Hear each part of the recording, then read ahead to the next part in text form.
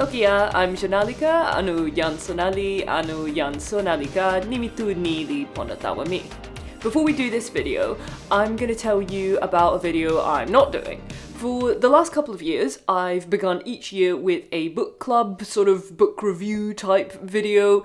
This year I'm not doing that, sorry to anyone who likes those. 2024 was really challenging, you're about to hear about that, and my concentration was shot. I didn't read very much at all. Most of what I did read, I've talked about over on my science fiction podcast Calendrical Rot, so if you want book content, head on over there and listen to that. And on the subject of podcasts, I guested on the Cemetery Confessions podcast a few months back to discuss Goth's race issues in more detail. Link on screen and in the description.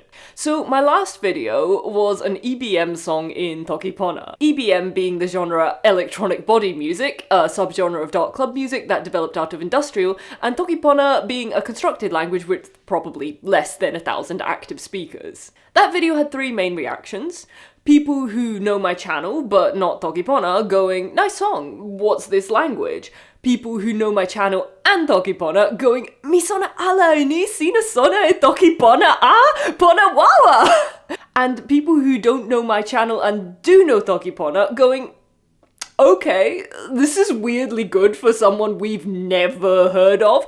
Who are you? How did you learn this language without talking to any of us? So I thought I'd explain myself.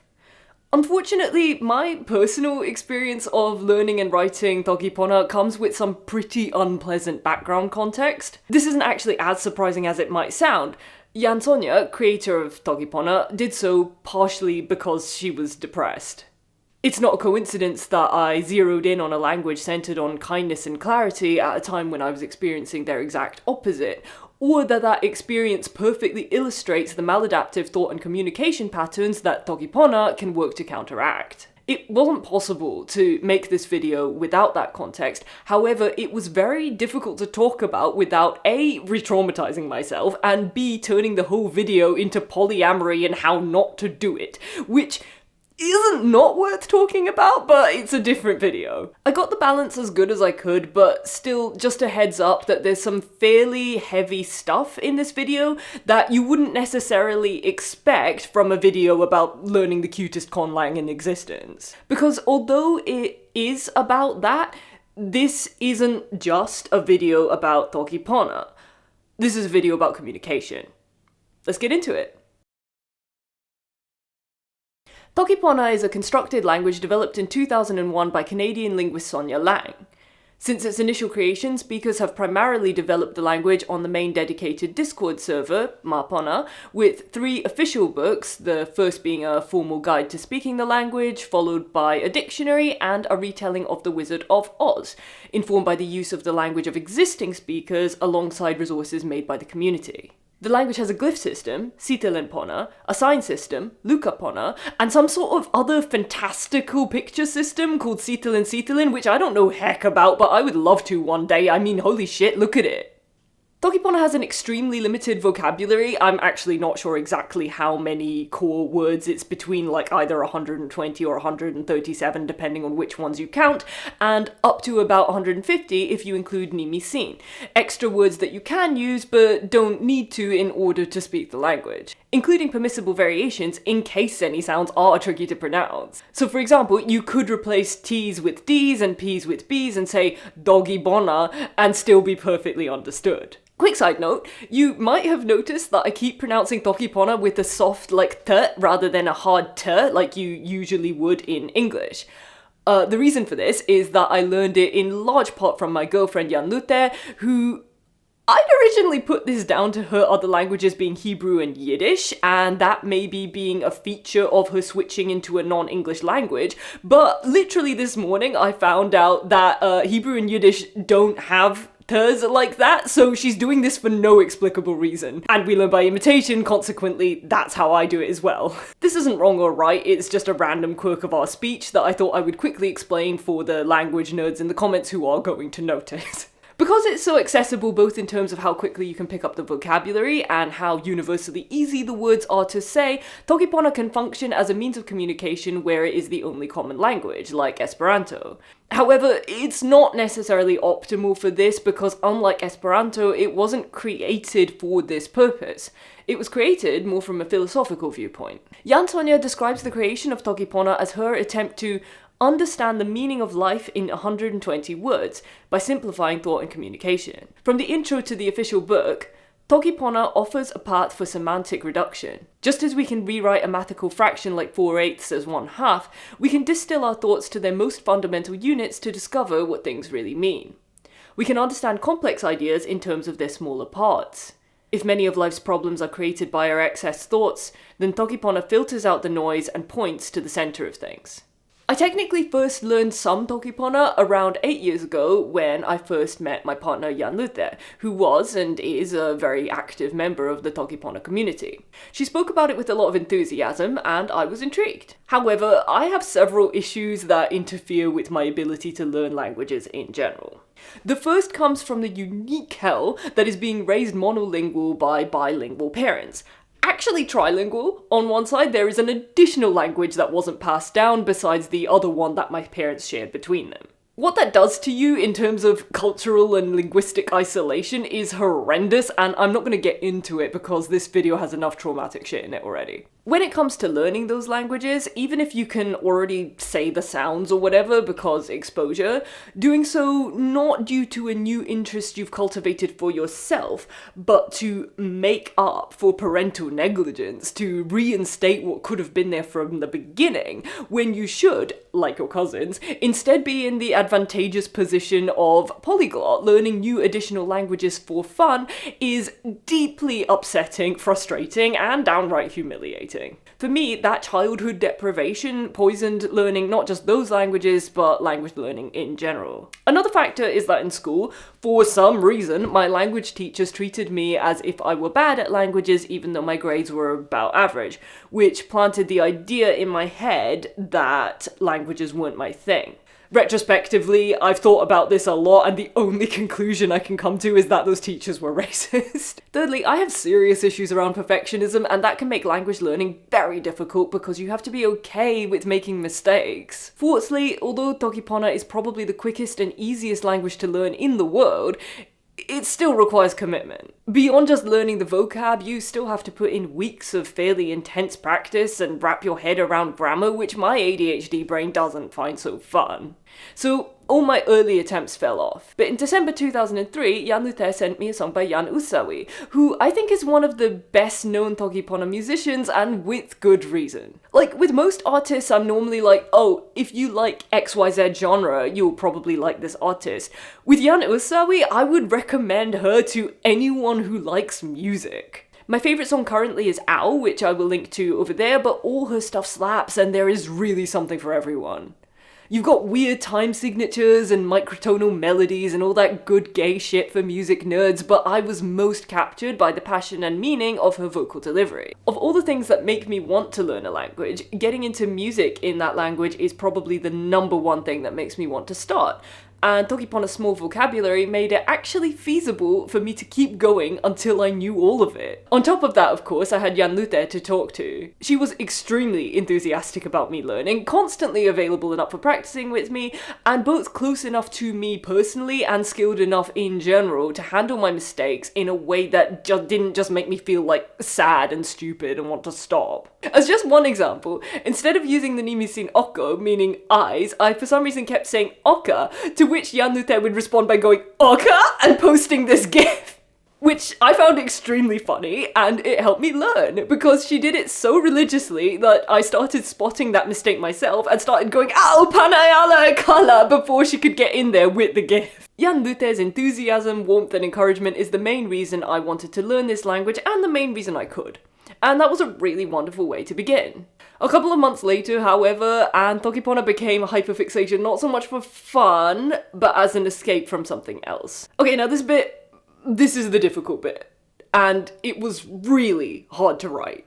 The thing is, if someone, like, assaults you physically, then I'm not saying that's good or always black and white either, like, that can be really complicated too, but at least there's a sort of singular event you can point to and go, that was unacceptable. And if it's not physical, but someone's really controlling, for example, there are still usually active behaviours that you can point to that signal that behaviour. It is really, really hard to explain how mistreatment occurs when it is entirely passive. When the harm is caused by what someone doesn't do. Information unshared, responsibility not taken, care not offered. There is no single event that I can point to that would satisfyingly explain what I went through in March 2024. I would have to detail every misleading claim, every callous comment, every white lie, every ball dropped, every decision made in isolation, every opportunity to heal damage missed. On their own, few of those details would amount to anything of concern, but together, they formed a pretty toxic pattern of what I now consider to have been emotional manipulation. Quick sidebar to define abuse here, because it's one of those words that is thrown around a lot, and dictionary definitions don't really assist us here, because they seem to define it as causing harm. By which definition, if you shout at one person once, that's abuse. And, like, you can use the word that way, but then it includes every small harm we all do to one another as imperfect beings, and then it stops being useful as an indicator of serious weight. In order to justify this meaning, I think it needs further qualifiers. At the moment, I would use this word to reflect consistency and/or extremity. If you have a bad day and you shout at a person once, I would not personally call that abuse, but if you shout at a person over and over again to the point that they are scared to be around you, might be grounds to address that as a serious issue. The example I'm about to discuss, the harmful behaviour was sustained and severe enough to land me in a state of psychological and physiological trauma that I haven't been in for about 5 or 6 years. I use the term not to mark the person who did this as an abuser, because I don't think that's helpful, but to acknowledge the impact of what I experienced and explain some of my reluctance to discuss those events in detail. The other reason I'm not going to tell you every single horrible thing that was done to me is because the point of this story isn't to tell it. The point is to contextualize my experience of learning toki pona and illustrate the issues present in the English language that toki pona can help to circumvent. Also, it would just be too long, like even heavily abridged, this story is really long. So please just bear in mind, if you're listening and you're just like, well, this doesn't sound that bad, this is just one slice of a manipulation so multifaceted, so layered, so subtle, and so insidious that I don't think I could convey it properly even if I wrote an essay just on that. I'm also fully aware that there's no way for you to verify what I'm saying or know that I'm not leaving out something horrible I might have done. Which might sound like a strange idea to plant in my audience's heads, but I cannot stress how important I think it is not to take anything some random on the internet says as absolute truth, and will repeat that at every opportunity, even when said random is me. I would much rather that you walk away from my videos with caution than wholeheartedly trust every word that I or anybody else says. Obviously, make your best judgment based on whatever you want to base that on, but always know that you can't know. That said, barely relevant in this instance, A, because I'm not naming names, and B, because again, the point isn't the story itself. If you consider the whole story hypothetical, it still works equally well for the points I want to discuss. So if that keeps you focused, do that. About a year ago, someone I was seeing got into bed with me without informing me that they had treated for scabies within the past 2 weeks. And I know right now that people who haven't had scabies before are just like, oh, that doesn't sound great, and people who have had it before are like, I'm not gonna pivot into a sexual health seminar right now, but while I'm here, guys, do not take this disease lightly. Non-monogamous folks in particular, but really this goes for everyone because scabies spreads not just through sexual contact, but by any extended skin to skin. You are equally, if not more likely to infect someone by extensive cuddling or sharing a bed. The real issue with scabies is the incubation time. It can take up to 4 to 6 weeks for first infections to show, but you are infectious from the moment you are infected. So if each person is sleeping with more than one person, each of them is sleeping with more than one person, then suddenly the entire polyamorous population is infected before anyone even knows they have the disease. One course of treatment is often not enough to get rid of it. It is essential to stop all skin-to-skin contact between exposed parties until everyone has both fully treated and waited long enough to be sure that the disease is gone. It only takes one person to reinfect everybody, and the process goes on forever. And it's hell on earth. Trust me, I've been through this once before, and I never want to go through it again. So what this means is that this person, I'm gonna call them X because I don't know what that relationship was, but I sure as hell know it ended. Even though X had treated, they were not in the clear and did in fact expose me to the disease. Now, if they'd at any point chosen to tell me that they'd recently treated for scabies, I would have chosen not to have sex with them at that time. But I wasn't given that choice, and by extension, neither was anyone I was seeing. X's non-disclosure endangered not just me, but everyone close to either of us, anyone close to any of those people, and so on and so on. So, pretty serious mistake, but it's maybe more understandable than it sounds if you're encountering the disease not knowing everything I just said. Scabies does not get talked about enough in the UK. Official guidance seriously downplays how difficult it can be to treat. It doesn't at all take into account that humans are social animals who will do as much skin to skin as they think they can get away with, which seriously affects the efficacy of treatment. It doesn't even mention the psychological impact, which in my opinion is worse than the disease itself, the paranoia of not knowing whether it's gotten into bedding or surfaces, the distress of not being able to touch people, and the uncertainty of not knowing when or whether you are definitely in the clear.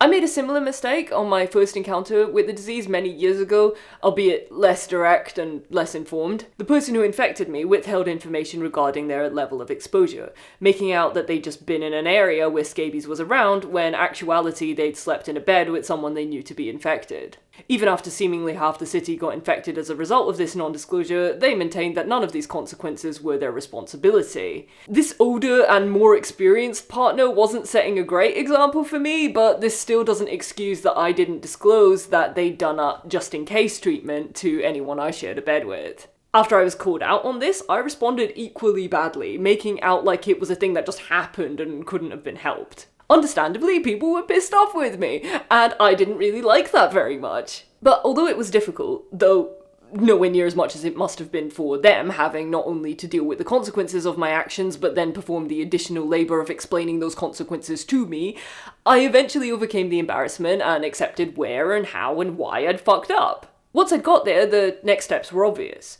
Apologise in a manner that acknowledges responsibility, commit to addressing the selfish part of myself that prevented that disclosure, and to be proactively attentive and caring towards those I'd hurt. Things with X didn't go this way. After realising they still had the disease, and only then informing me about it, I had to extract all further information, such as, when exactly did you know you had this? With further questioning. Which then put me in the position of having to explain to them that they'd done a serious fuck up. Which would be a challenging thing to say even to someone I knew well and trusted. In a relationship that was a few months old, this was downright scary. But I did it. I wasn't gonna immediately ditch this person just because they happened to make a big mistake early on. The timing wasn't their fault. Not to mention that this wasn't just between us. If the situation wasn't handled properly, it would affect the whole fucking city. Taking X's mistake to them, explaining why it was irresponsible, and asking that they have a conversation with the part of themselves that kept this information hidden took effort and strength and courage. But when I did, they told me they actually already knew full well that they'd fucked up and hadn't acknowledged it out of embarrassment. So then, on top of dealing with the fuck up itself, on top of doing the additional unnecessary labour of explaining that they had fucked up, I then had to do the additional unnecessary labour of explaining that they were making me do additional unnecessary labour. This was already getting a bit worrying. I was having to cover a lot of what I consider quite basic ground. You know, like, this is the kind of work that I do for YouTube. I don't want to be doing it in my personal life as well. Generally, I require that the people I'm close to already have well-developed enough communication skills that, well, firstly, that communication-related goofs mostly don't happen, but then if they do, they're acknowledged and taken responsibility for, rather than not doing that and just hoping the other person doesn't notice. If I'd clocked that these skills weren't in place by day 1 or 2, I would have backed out, but by this point it was too late. I was already attached.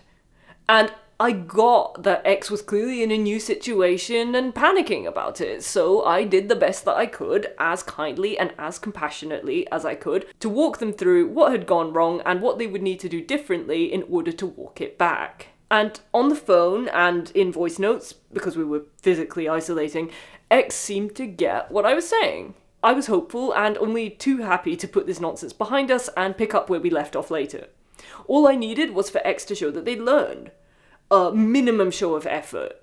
Updates on the situation as it progressed, maybe 1 or 2 messages to check in and see how I was doing. That is all it would have taken for me to feel relaxed and safe and for the entire episode to go away. People make mistakes. Mistakes happen.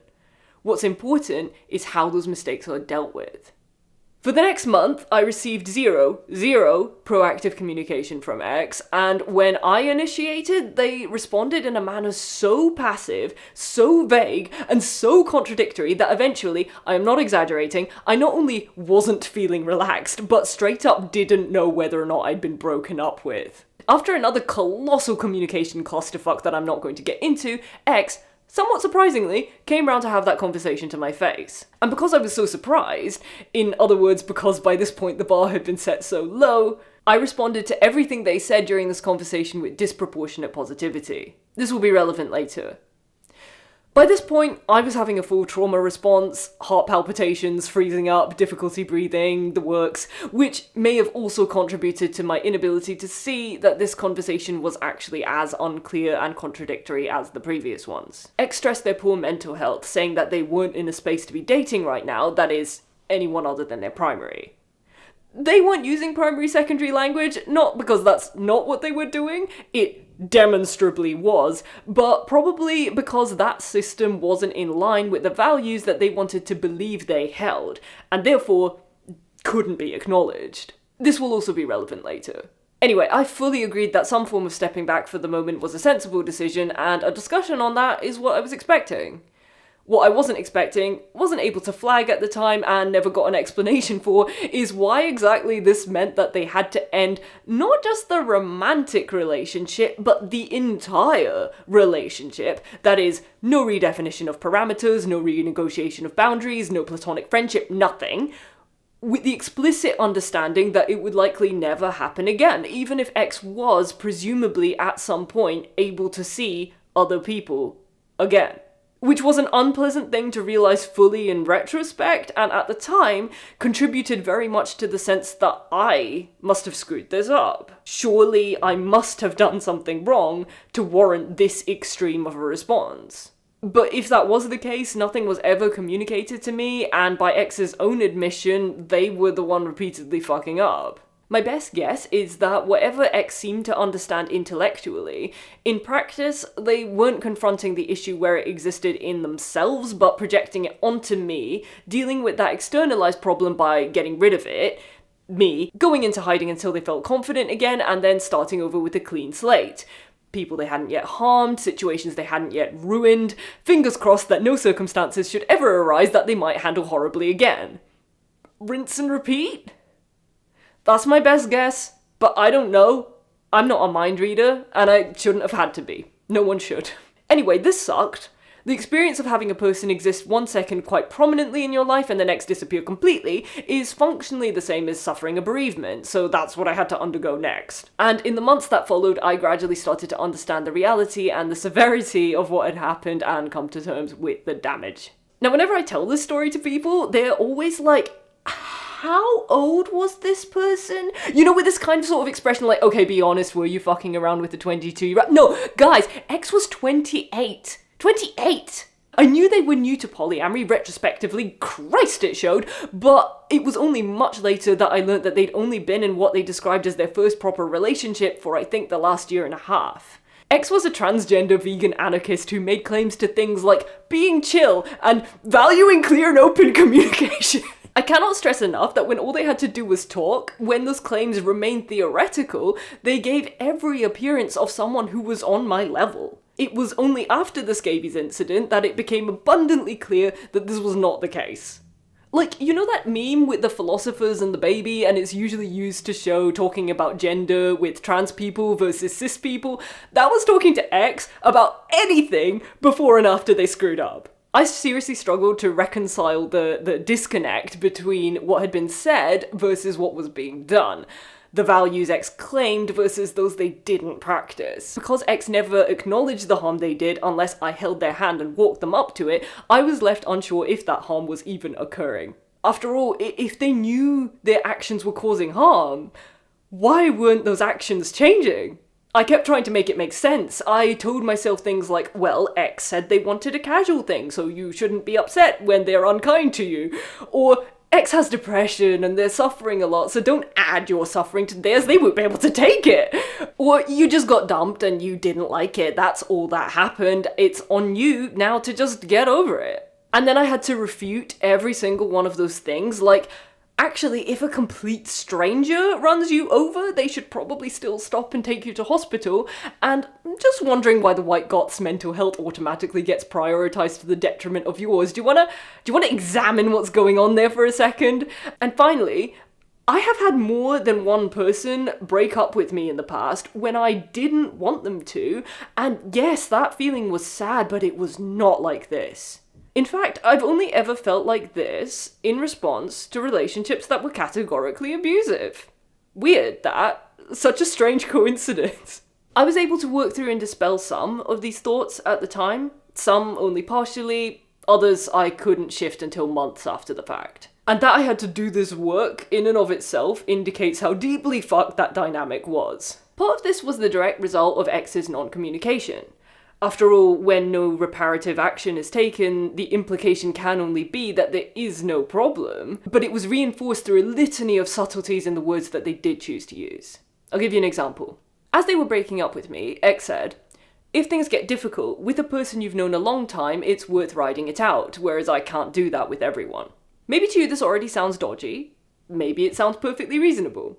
It did to me, at the time. Either way, we're gonna need to unpack it because this sentence is doing a lot of work. First, the meaning, while obvious, is implied rather than directly stated. The person addressed is left to infer where they sit in the opposite of the subject, in the notness of this sentence, instead of being its subject. They are not addressed with an acknowledgement of whatever time they've known the speaker, but left to understand this purely as not meeting the qualification of whatever constitutes a long time. To make the person address the subject of the sentence and use quantifiable terms, the same sentence goes, "I've only known you a few months, so I don't consider you worth sticking with now that things have gotten difficult." Identical meaning, slightly different ring to it. Next, the phrasing. Given that the issues here all arose due to X's actions, or lack of them, it's very significant that they opted for phrases such as riding it out when they could have said making the effort, and when things get difficult instead of when I fuck up. The omission of responsibility abstracts away from the reality of what happened, subtly reframing the situation into one that wasn't caused by them. The semantics of this sentence don't just make the decision to walk from responsibility appear reasonable, but plant the idea that there is no responsibility to walk away from. The unpeeled version of what is actually being said here goes, "I've only known you a few months, so I don't consider you worth the effort now that I've fucked up." Which is like the emotional equivalent of repeatedly hitting someone in the face and then leaving them because now you don't like how their face looks. I wish that they'd said this. At least it's honest. At least it's clear. At least I'd have been able to go, wow, our values don't line up after all, and not waste any more of my time on that person. But that's exactly why they never would have. True openness and honesty means acknowledging the reality of your own thoughts and actions, and that is what all this is leading to. This is the important bit. This is the point.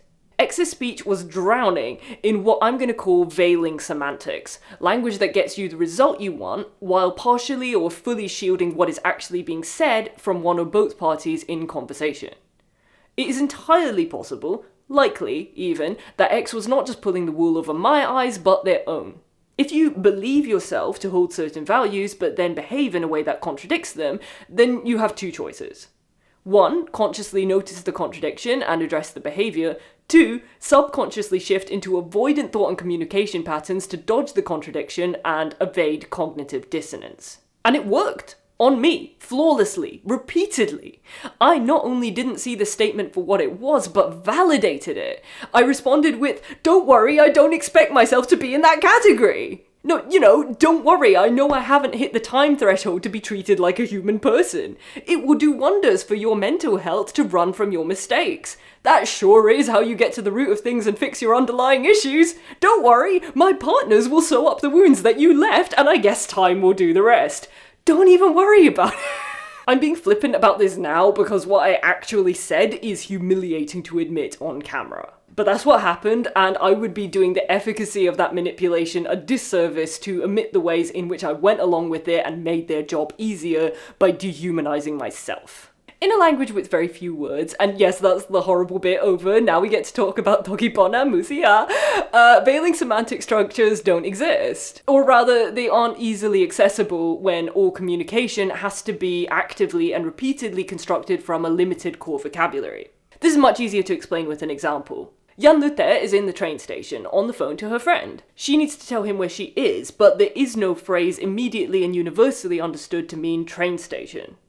So she says, Sina sona alla sona e tomotawa linea, ona li sama ake si linea, which translates as, you know the vehicles that are like snakes? And he goes, lon mi sona. Jan Lute says, milon tomo ona. I'm in their house. He goes, tomo linea, mi sona, meaning, oh, the train station, got it. So for the rest of the conversation, Jan Lute and her friend use tomolinea to mean train station. But tomolinea only means train station in this specific context where this meaning has been clearly established. Without that context, it means string-like house. Because the words in toki pona each have multiple meanings to be applicable to various situations, the exact thing that you're trying to convey has to be established and clarified in order for any communication to occur.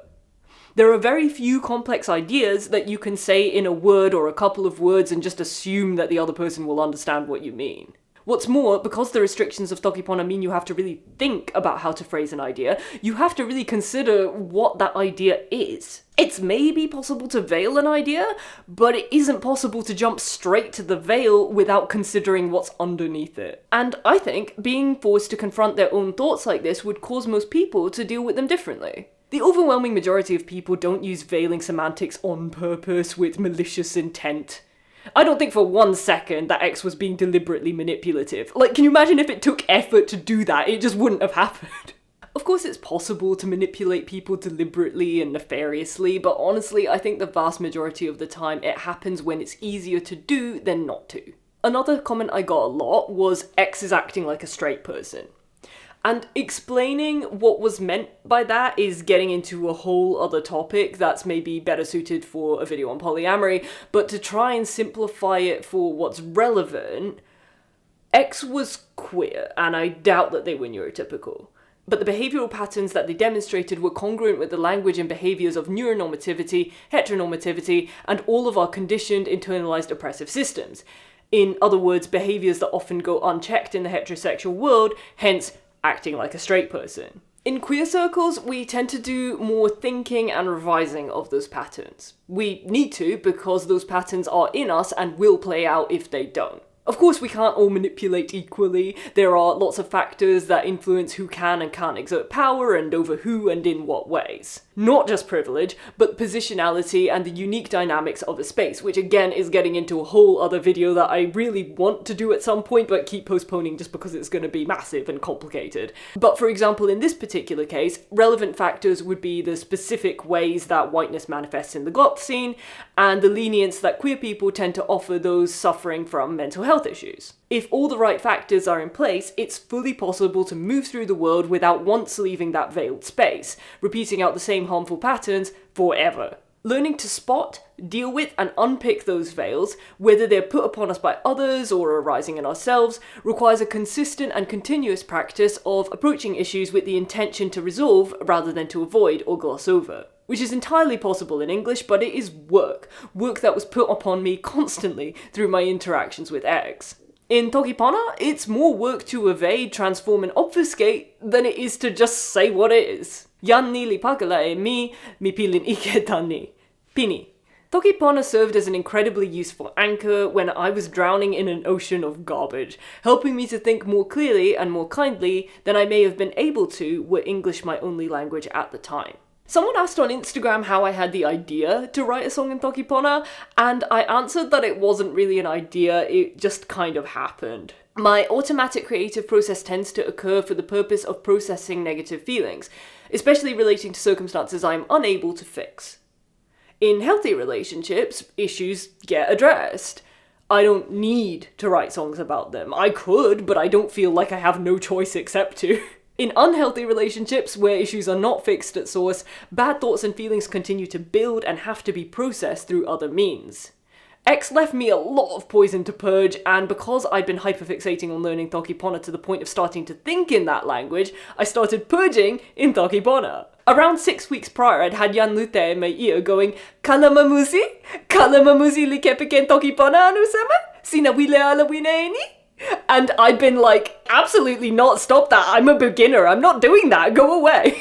And then 6 weeks later, I slide into her DMs like, Lukina ni mimi, nili pona ala pona tawasina, and she's like, pona ah! She reads my lyrics and sends me back a translation, which is very encouraging because for the most part, what she was picking up is exactly what I'd been putting down. I kept it really simple for my first go, with the exception of the title, which, as a few people have noticed, is weird, so I'll just explain it. The word pali means doing or working, and pini means finish or end. If you wanted to say finished working, you'd say pini pali, not pali pini. To be honest, I went for pali pini in the first draft not because I was being clever, but because I just liked that flow better and was hoping I could get away with it. If Jan Lute said it was wrong, I would just change it. But instead of saying it was straight up wrong, Jan Lute translated this phrase as finish working, that is, finish-working, that is, working in a finishing way, that is, working in the way that you work when the work is finishing. And both of us were like, that sounds like emotional labour. Jan Lute said that in her opinion, pali pini was closer to the intention of the song than pini pali. What's more, this was a feeling that I could express very succinctly in toki pona that I couldn't express so quickly or easily in English.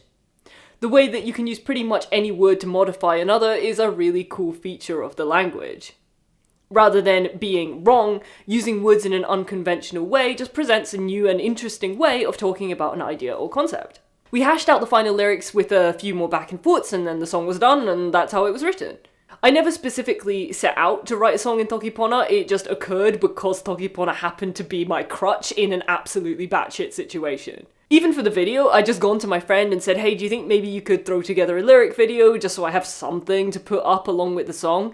And she said, well, get your makeup on and let's go to the forest with my camera and see what happens, and we got this. Which I say like it just happened to us. I mean, the weather being perfect did just happen to us, but everything else was Vesper's insane camera work.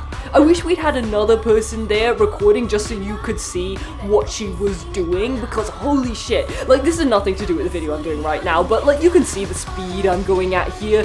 Can you imagine how fast she'd had to run backwards to keep up with that, not trip up on anything, and keep me in the shot? Absolutely nuts, absolutely amazing. If you want a music video done, contact Vesper Morningstar at Venom Visuals, link in the description, holy shit. The day after writing Pali Pini, I obviously still had a lot of words in me with nowhere to go, so I figured making an English version, not as direct translation, but as its own different version, would be a really fun challenge. How to convey as much of the same meaning as possible, while still making a song with good lyrics that flows well and stands in its own right. On first attempt, I wrote it like I would write a song from scratch, with barely any reference to the original. This didn't work, because I kept coming up with lyrics that were way too specific. For example, I had this line about breaking the ice you're standing on with a pickaxe, which is like good imagery or whatever, but it's not there at all in the toki pona version. In English, I found myself automatically leaning into metaphor, whereas the toki pona speaks directly to cause and effect. Part of the challenge I'd set myself was to try and translate that toki pona-ness without sacrificing other elements that make a song good. But what I'd done was just write a completely new song in English. So those lyrics went in the bin and I started again, this time going through the song line by line, translating directly where appropriate, and altering, swapping and changing the rest. I won't walk you through the entire process, but here's just the first verse to give you an idea of how it went. Sinalon insalawa mi translates to you were in my head, ish, more or less, which works. Keep it the same. Mi pilin ponasuli translates as I'm feeling massively good, which sounds a bit weird in English, so I changed that to excited. Nilitan seme, why is this close enough to why is it, which is what I went with, fourth line repeats. Fifth, sina yoe nasin sui. Weird to translate, so I scrapped this set of lyrics and wrote new ones. I'll come back to that in a second. Seventh line, nilio pentaso, translates as but it's only the beginning, which works fine for meaning, but doesn't flow well, so I changed this to but I don't know you, I don't know I'm about to, which carries the same meaning and also sounds a bit more sinister. And that was the process, translating some parts directly, translating some to similar but different, and moving some sections into different places, like the chorus in the English is the bridge in the toki pona, and cutting and replacing some lyrics altogether. Much of this was for rhythm and rhyme scheme, so I won't go into those changes very much, but I will focus on translation. Jumping back to the line Sina yoe nasin sui, nasin best translates as way in English, so this line would be like, you have a sweet way. Which doesn't sound like a complete sentence. A sweet way of being is closest, but sounds unusual. A sweet manner or demeanor is less strange, but now it's getting too specific. Nasin is broader than either of these words. In this context, nasin is like your whole thing. Everything you're putting across, everything you're putting down, your energy, your outlook, your ethos, your whole vibe. The best single word translation I can think of is actually AAVE giving, so you're giving sweet, which also sounds bizarre and no one says that, but if I had to translate Sina yoe nasin sui as closely as possible, that would be it. Giving gives a way to easily reference whole vibe or way of being that I don't think previously existed this cleanly in English, which might be part of the reason that this phrase has caught on so much in English in general. Bit of a tangent there, but I just thought that was interesting. Anyway, I couldn't find a line with the right balance of making sense, flowing well, and not sounding weird, so I scrapped that and wrote new lyrics, which still convey I like what you're putting down, but get more specific, and by virtue of being more specific, again, can lean more sinister. So obviously I did that. When I was describing the process of navigating the issue of specificity in translation to Jan Luther, she said incredibly incisively that toki pona is like bowls and English is like skewers. Which, in my opinion, perfectly summarizes not just the difference in specificity, but the difference in ethos. After overhearing me practice both versions of the song, my girlfriend, not Jan Luther, a different girlfriend, commented that the toki pona version sounds quite friendly, whereas the English version sounds like die, die, die, die, die. Obviously, this is partly just because she doesn't speak toki pona. Anyone who does can tell that the song is not friendly. However, there is still something to what she said. For starters, the delivery is different. In the toki pona, the chorus has a clean, almost robotic feel, whereas when practicing the English, I automatically lent into a more harsh and distorted performance. I'm used to singing in English, so it could just be that I could more easily feel what the words meant and project more easily at certain points. But also lyrically, the English version is objectively more confrontational. For starters, it's got swears. It's got fuck. You can't say fuck in toki pona. Well, you can, but that's only if you mean the act of fucking, and not like the 6 other completely unrelated meanings that it also carries in English. It's got insults as well, which are a bit more complicated. In English, the word fetus carries obvious weight as an insult, implying immaturity, helplessness, and weakness. In toki pona, there isn't even a single word for child or baby. You have to say Jan, person, and Lili, small. Jan Lili, child. Jan Lili Lili, baby. To say fetus, you'd have to say something like Jan Lili Lili lon insa Jan. That is, a very tiny person is inside a person. By that point, you've gone to such lengths to specify fetus that people will assume you're talking about an actual fetus unless you then also specify that you're making a comparison. So, ona-sama fetus. So to say so-and-so's like a fetus, the full sentence would be ona-sama Jan Lili Lili lon insa Jan, which, to be fair, fucking hilarious if you just drop that into casual conversation. And with the context that you were angry, it would be understood as an insult. But without that context, not given. You might be trying to imply that a person is vulnerable rather than immature. As you can see, fetus just isn't an easily accessible presumed insult in toki pona in the same way that it is in English. It takes more effort and more thought to put a comparison like that together, which, in my opinion, really adds to the weight of it when you do. As we discussed in a previous section, having to actively construct the way to say what you mean causes you to think more about what you mean and why you are saying it. Every word is used with greater conscientiousness and intent. In toki pona, you can't call someone a dumbass. After you've navigated the semantic soup that is describing a donkey or rear end that is also lacking in intelligence, you're just then going to really confuse everyone around you because, well, why would you be saying that? You could call someone Jan Ike, bad person, but outside of like villain in a story purposes, to call someone a bad person is kind of conceptually huge. Even in English we tend to understand that, which is why we tend to reach for descriptors like dumbass instead.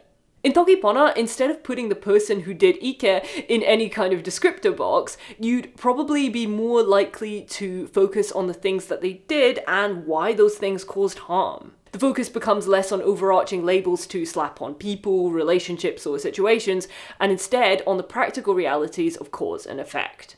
Through its restricted vocabulary, toki pona, to at least a degree, forces the conditions required for honest and clear communication, and the eradication of preconceived narratives for interpersonal dynamics and social roles. You don't just go up to someone and tell them that they're an asshole. You say, these are your actions, and this is how they hurt me. Which is harder, but kinda. The songs still have a bunch of insults in them because they're fucking songs. Their function is not to communicate with the person they are about. In real conversation, I don't use or endorse this kind of language. Before you're all just like, oh yeah, okay, well I see why they didn't want to talk to you. But what's interesting to me here is that the toki pona lyrics aren't totally dysfunctional for conversation as the same way as the English. It is still a little too aggressive and catty, again, it's a song, but it's still more along the lines of, this is what happened, this is how I was harmed, than, as my partner put it, die, die, die. For example, the line mi wile sina, taso mi wile mama ala sina, sina ken kamasuli anu weka, translates as, I want you, but I want to not be parenting you. You can grow up or go. To me, those words convey exhaustion and hurt more than they do outright aggression. Whereas the way I've translated the same line into the chorus of the English as, don't want to be your mother, grow up or go away, has quite a different energy. The difference between the two versions of the song reflects on the ease in which one can slip into more aggressive, less productive speech in English, and how relatively difficult that is to do in toki pona, the good language. Isn't that nuts? Like, the creator of this language set out to make a language where you could engage with your thoughts in a more positive and healthy way, and she actually did. I'm genuinely gobsmacked that my actual lived experience speaking this language has been one that helped me first to be kinder towards myself, and then to approach conversations around an extremely difficult and fraught situation as clearly, as kindly, and as compassionately as I could. Which, you know, still didn't get me what I wanted. After I wrote this song, I thought, well, this is a banger, so I'm releasing the toki pona no matter what. But if X doesn't scrunch the entire relationship and toss it under oncoming traffic, I maybe won't release the English. And I'm releasing the English, so at least I get to put another song out, silver lining. This is not me saying honest, clear, and kind communication will always get you the results you want. It absolutely will not, because other people are outside of your control. You know, you can lead a horse to water, but you can't make him swim. The point is that if those values are important to you, then practicing them is the right thing to do. And that is something that thinking in toki pona before you approach a subject in English can genuinely really help with. In the bulk of this video, I've talked about how toki pona causes you to think and communicate better because I think that's the hardest thing to understand without having experienced it firsthand. But there's some other benefits I want to quickly mention before we round up. This was actually a difficult year for more than one reason. Oh yeah, it gets worse. Completely unrelated to what I talked about in the video, there was another major event that happened to someone else in the friend group, which heavily impacted basically everyone by degrees of involvement. Early during this event, Jan Luther had to unexpectedly stay over with me. She got in late and she was exhausted. We got into bed and ended up having a several-hour conversation in toki pona, which was, I think, the first time I've ever had a proper, full verbal conversation in that language. Afterwards, she said that there was nothing that she could have needed more in that moment. Another time, Jan Luther was struggling to think of a word, so I said, can you express it in toki pona? And she said a few sentences which I was able to understand and basically translate and go, do you just mean arrogance? And she's like, yeah, arrogance, that's what I mean. And like, it's such a small thing, but toki pona has allowed me to engage more deeply with my partner in a way that is different to how we engage in English, and one that really means a lot to her, which is huge. On the last video, people were commenting about how unexpectedly well goth and toki pona go together, and like, yeah, it is totally not something you would think to put together, but again, when you consider that this language originated in someone's depression, it makes a lot more sense. And it's continuing to work really well for me. I have written 2 more songs in toki pona, one of which, it's called Luca Lete, is basically finished. Unlike Palipini, this one wasn't originally written in toki pona, but I was finding all of my English lyrics too, like, consonant heavy to flow nicely with the melody and rhythm of that particular song. I wanted it to sound very open, like the vocals have only just been shaped into words. So I thought toki pona might work a lot better for this, so I had a go, and it did! That one will be out later, along with the English version of Palipini. That one's going to be on my next song collection, album, whatever. If you're an artist, more languages is more paint, in colours that you had no idea existed. There aren't just concepts and ideas that are more accessible in some languages than others, there are ways of thinking and being that are more accessible in some languages than others. Again, I've discussed enough heavy shit in this video as is. I'm not going to now also go into the unique horror of the monolingual prison of the colonizer's language as it pertains to the children of immigrants. Hopefully that sentence gets the point across. Instead, what I'm going to say is that toki pona offers a quick and easy way out of that prison.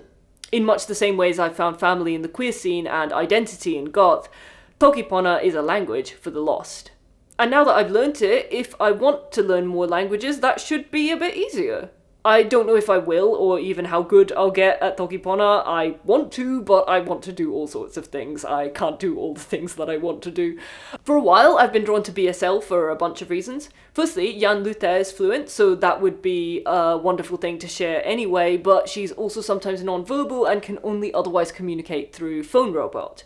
So being able to understand her more easily during those times would be really helpful. Secondly, if I forced enough people around me to recognise enough signs, it could come in extremely useful for me, and actually already has. In the last year or 2, my connective tissue disorder has caused issues for me as a vocalist, and when I'm getting back into singing, I've had stretches of time where speaking is either difficult or inadvisable. Obviously my grammar's been shit, but even just knowing basic signs made it easier for me to communicate during those times.